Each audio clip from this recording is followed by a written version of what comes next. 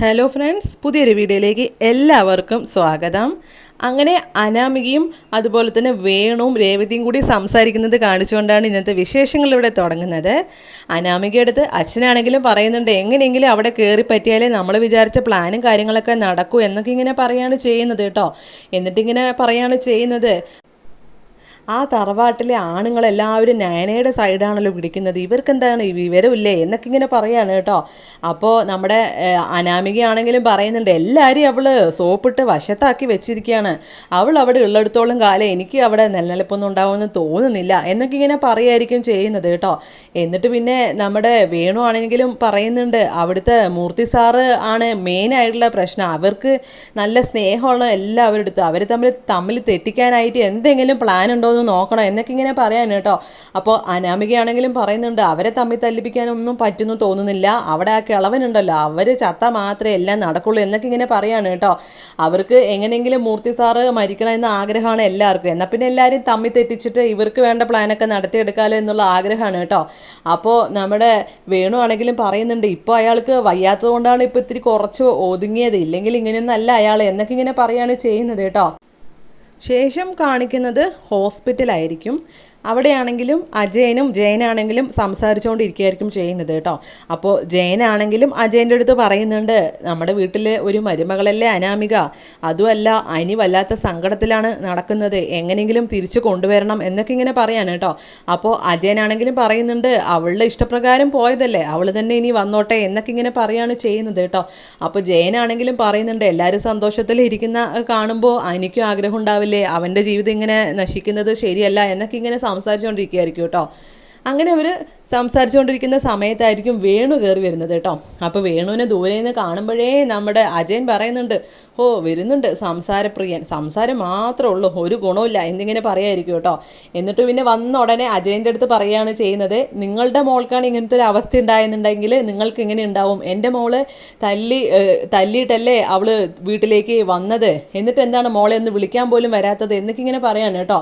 അപ്പോൾ അജയനാണെങ്കിലും പറയുന്നുണ്ട്, എൻ്റെ മോൻ അങ്ങനെ ആരും ഉപദ്രവിക്കുന്ന ആളൊന്നുമല്ല, അപ്പോൾ അത്രയ്ക്ക് എന്തെങ്കിലും മോശമായിട്ടുള്ള കാര്യം ചെയ്തുകൊണ്ടായിരിക്കുമല്ലോ അവൻ എങ്ങനെ അടിച്ചിട്ടുണ്ടാവുക എന്നൊക്കെ ഇങ്ങനെ പറയായിരിക്കും ചെയ്യുന്നത് കേട്ടോ. എന്നിട്ട് പിന്നെ വേണു കുറേ വാശിക്ക് ഇങ്ങനെ പറയുന്ന പോലെ എത്രയും പെട്ടെന്ന് മോളെ തിരിച്ചു കൊണ്ടുവരണം എന്നൊക്കെ ഇങ്ങനെ പറയായിരിക്കും കേട്ടോ. അപ്പോൾ അജയനാണെങ്കിലും പറയും, മോള് ഇഷ്ടപ്രകാരം എന്നല്ലേ ഇറങ്ങിപ്പോയത്, അപ്പോൾ അവൻ വരുമെന്ന് എനിക്ക് തോന്നുന്നില്ല എന്നൊക്കെ ഇങ്ങനെ സംസാരിക്കുകയായിരിക്കും ചെയ്യുന്നത് കേട്ടോ. ശേഷം കാണിക്കുന്നത് വീടായിരിക്കും. അവിടെയാണെങ്കിൽ ജാനകിയും ജലജിയും ഒക്കെ ഇങ്ങനെ സംസാരിച്ചുകൊണ്ടിരിക്കുകയായിരിക്കും ചെയ്യുന്നത്. ആ സമയമാണെങ്കിൽ അജയൻ ഇങ്ങനെ കടന്നു വരികയായിരിക്കും കേട്ടോ. ഈ സമയം ജാനകിയാണെങ്കിൽ സ്ഥിരം പറയുന്ന പോലെ അനാമികയെ സപ്പോർട്ട് ചെയ്തുകൊണ്ട് അവളെ വിളിച്ചുകൊണ്ട് വരേണ്ട കാര്യം ചെയ്യണോ എന്നിങ്ങനെ അജയൻ്റെ അടുത്ത് പറയായിരിക്കും കേട്ടോ. അപ്പോൾ അജയനാണെങ്കിലും പറയുന്നത്, അവളുടെ ഇഷ്ടപ്രകാരം പോയതല്ലേ, അവൾ തന്നെ ഇനി വന്നോട്ടെ എന്നൊക്കെ ഇങ്ങനെയായിരിക്കും സംസാരിക്കുന്നത് കേട്ടോ. ആ സമയം അതുപോലെ നയനയെ അനുകൂലിച്ചുകൊണ്ടായിരിക്കും കേട്ടോ നമ്മുടെ അജയൻ സംസാരിക്കുക. അങ്ങനെ സംസാരിക്കുമ്പോൾ ജാനകിക്കാണെങ്കിലും ജലജയ്ക്കാണെങ്കിലും ദേഷ്യം വരികയാണ് ചെയ്യുന്നത്. എന്നിട്ട് പിന്നെ ജലജയാണെങ്കിൽ ചോദിക്കുകയാണ് ചെയ്യുന്നത്, ഇങ്ങനെ പറയണ കേട്ടാൽ തോന്നുമല്ലോ നയനയാണ് ഏടത്തേക്ക് കരൾ കൊടുത്തത് എന്നൊക്കെ ഇങ്ങനെ പറയുമായിരിക്കും കേട്ടോ. അപ്പോൾ നമ്മുടെ അജയനാണെങ്കിലും പറയുന്നുണ്ട്, വേണ്ടി വന്ന അവൾ അങ്ങനെയും ചെയ്യും, അത്രയ്ക്ക് നല്ലൊരു മോളാണ് നയന എന്നൊക്കെ ഇങ്ങനെ പറഞ്ഞിട്ട് ഇങ്ങനെ ഇരിക്കുമായിരിക്കും കേട്ടോ.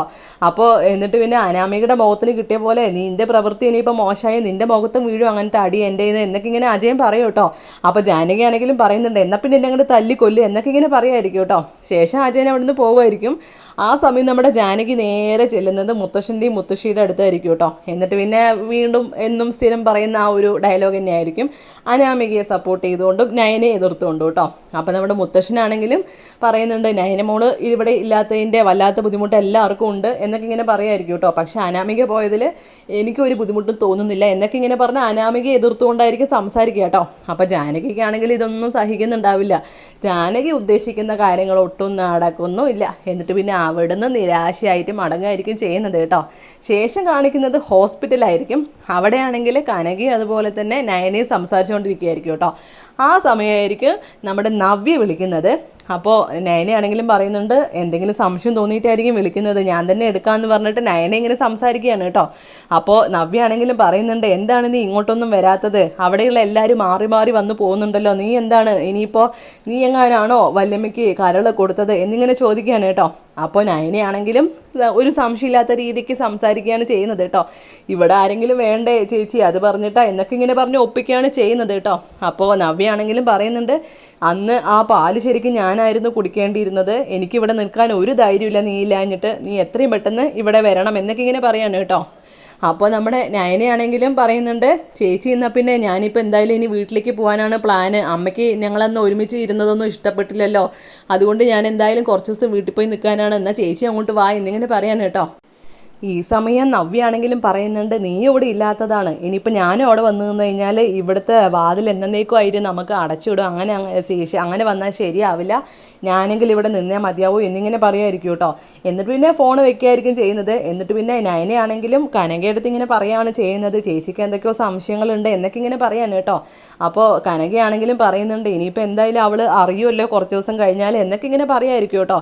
അപ്പോൾ നയനയാണെങ്കിലും പറയുന്നുണ്ട്, എന്തായാലും ഇനി എല്ലാവരും അറിയുമ്പോൾ ചേച്ചി അറിഞ്ഞാൽ മതി എന്നൊക്കെ ഇങ്ങനെ സംസാരിക്കുമായിരിക്കും. എങ്ങാനും അമ്മയെങ്ങാനും അറിഞ്ഞു കഴിഞ്ഞാൽ അമ്മയ്ക്കത് പിന്നെ താങ്ങാൻ പറ്റിയെന്നൊന്നും വരില്ല എന്നൊക്കെ ഇങ്ങനെ പറയാണ്.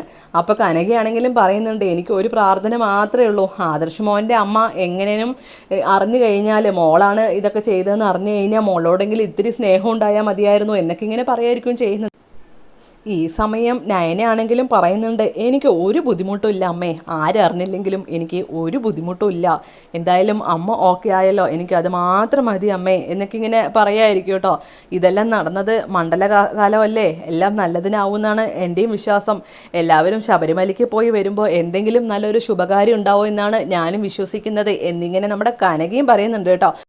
ശേഷം അനാമികയും വേണു രേവതി കൂടെ ഒരു ഹോട്ടലിൽ നോൺ വെജൊക്കെ കഴിക്കാനായിട്ട് ഇങ്ങനെ ചെല്ലുമായിരിക്കും കേട്ടോ. ആ സമയം അവിടെ അബിയും വേറൊരു പെണ്ണുമായിട്ട് ഇങ്ങനെ ഭക്ഷണം കഴിച്ചുകൊണ്ടിരിക്കുന്നത് കാണുകയാണ് ചെയ്യുന്നത് ഇവർ. അപ്പോൾ അബി ഇങ്ങനെ തിരിഞ്ഞു നോക്കുകയാണ് ചെയ്യുന്നത് കേട്ടോ. അപ്പോൾ ഇത്രയേ ഉള്ളൂ ഇന്നത്തെ വിശേഷങ്ങൾ. കൂടുതൽ വിശേഷങ്ങൾ അറിയുവാൻ ഈ ചാനൽ മറക്കാതെ സബ്സ്ക്രൈബ് ചെയ്യുക. Thank you for watching.